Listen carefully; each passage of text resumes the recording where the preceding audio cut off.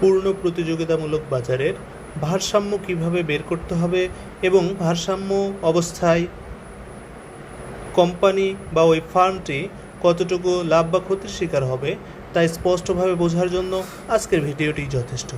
প্রথমত আমাদের জেনে নিতে হবে ভারসাম্যের যে দুইটা শর্ত আছে সেই দুইটি শর্ত। আমরা জানি ভারসাম্যের প্রথম শর্ত হচ্ছে MR সমান MC, অর্থাৎ যেখানে MR এবং MC দুইটা রেখা পরস্পর সমান হবে সেখানে ভারসাম্যের প্রথম শর্ত অর্জিত হবে। দ্বিতীয় শর্ত হচ্ছে MC রেখা MR রেখাকে নিচের দিক থেকে ছেদ করবে। এই দুইটি শর্ত যদি কোনো বিন্দুতে পাওয়া যায় তাহলে সেটাই হবে আমাদের ভারসাম্য বিন্দু। চলো এবার গ্রাফে দেখে আসা যাক। গ্রাফের ক্ষেত্রে আমরা দেখতে পাচ্ছি যে ঠিক এই পয়েন্টে MR এবং MC পরস্পর সমান হয়েছে। গ্রাফের ক্ষেত্রে মনে রাখতে হবে যে পয়েন্টে দুইটা রেখা পরস্পরকে ছেদ করে সেখানে দুইটা রেখার মান সমান, অর্থাৎ সেখানেই দুইটা রেখা সমান হয়। এই পয়েন্টে যেহেতু আমাদের MC এবং MR পরস্পরকে ছেদ করেছে তাই এখানে MC MR পরস্পর সমান, তাহলে ভারসাম্যের প্রথম শর্ত অর্জিত হয়েছে। দ্বিতীয় শর্ত হলো নিচের দিক থেকে ছেদ করবে, এখানে দেখাই যাচ্ছে নিচের দিক থেকে ছেদ করছে। এখন আমাদের প্রশ্নে যেটা আসে সেটা হচ্ছে লাভ বা ক্ষতি।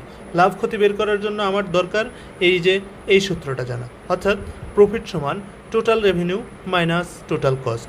এখন কিভাবে আমি টোটাল রেভিনিউ আর টোটাল কস্ট বের করব? টোটাল কস্ট বের করার জন্য আমার এসি রেখা থেকে এই যে ইকুইলিব্রিয়াম বরাবর আমরা লাইনটা টানবো সেটা আমার এসি রেখাকে টাচ করবে। এসি রেখা থেকে নিচের দিকে যে আয়তক্ষেত্রটা তৈরি হবে সেটার ক্ষেত্রফলটাই হবে আমার টিসি।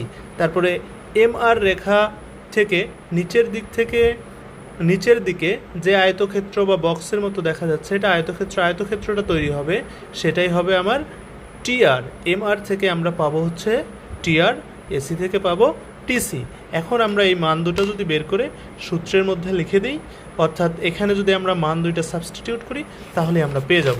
আচ্ছা, টিআর সমান তাহলে AR ইন্টু কিউ, এটা টিআরের সূত্র হিসাবে লেখা যেতে পারে। আমাদের গ্রাফে ছিল 10, কিউ এর মান ছিল 15, 150। টিসি হচ্ছে এসি ইন্টু কিউ, এসি ছিল 12। সুতরাং এখন আমরা মান দুইটা যদি টিআর এবং টিসিতে বসাই 150 মাইনাস 180 অর্থাৎ -30। বীজগণিতের নিয়ম অনুসারে বড় চিহ্নটির সাইন বসে, এই জন্য -30। যেহেতু প্রফিট তথা লাভ মাইনাস, অর্থাৎ এখানে ক্ষতির শিকার হয়েছে। আরেকটা কথা খুবই ইন্টারেস্টিং, তোমরা মনে রাখতেই পারো, সেটা হচ্ছে MR রেখার উপরে যখনই এসি রেখা থাকবে তখনই ওই ফার্ম ক্ষতির শিকার হবে। ধন্যবাদ।